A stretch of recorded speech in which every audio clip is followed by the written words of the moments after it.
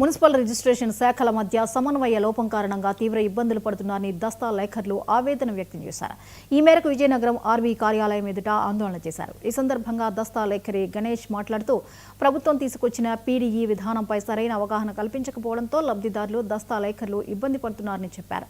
తక్షణమే పీడీఈ విధానంలో తలెత్తుతున్న సమస్యలను పరిష్కరించాలని డిమాండ్ చేశారు.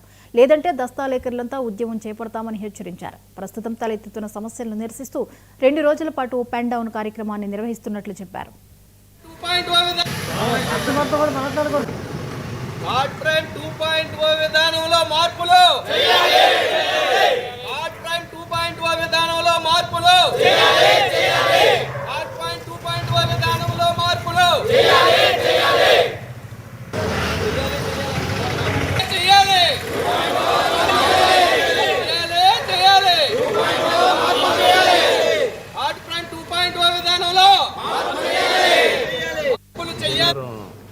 ఆర్ఓ ఆఫీస్ దగ్గర దస్తావేజ్ లేఖరిగా పనిచేస్తున్నాను.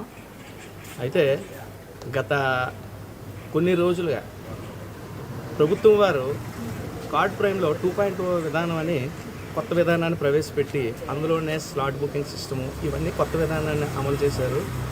అదే కాకుండా మ్యూటేషన్ విధానాన్ని కూడా అమలు చేశారు.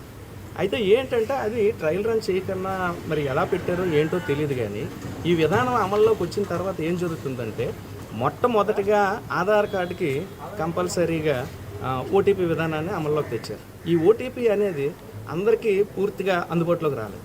దీనివల్ల ప్రజలు తీవ్ర అసౌకర్యానికి గురవుతున్నారు. తర్వాత రెండవది వచ్చేసి పాన్ కార్డు.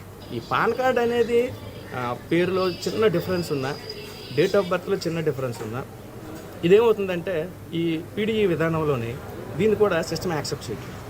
ఇక మూడవది ఇంత ఇబ్బందులు పడి ఫైనల్ స్టేజ్కి వచ్చి ఈ ప్రాపర్టీ డీటెయిల్స్ ఎంటర్ చేసే సమయంలో ఏం జరుగుతుందంటే ఈ మున్సిపల్ డిపార్ట్మెంట్కి ఈ రిజిస్ట్రేషన్ డిపార్ట్మెంట్కి సమన్వయ లోపం వల్ల ఈ మ్యూటేషన్ విధానాన్ని గవర్నమెంట్ అయితే చెప్పారు, సేమ్ డే ఇంటి పన్ను పేరు మారిపోతుంది, ఇవన్నీ మంచి విధానం.